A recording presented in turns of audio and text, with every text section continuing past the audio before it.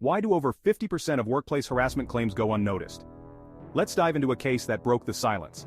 Asphalt Paving Systems has been ordered to pay $1.25 million. The reason? A lawsuit alleging severe racial harassment of black workers.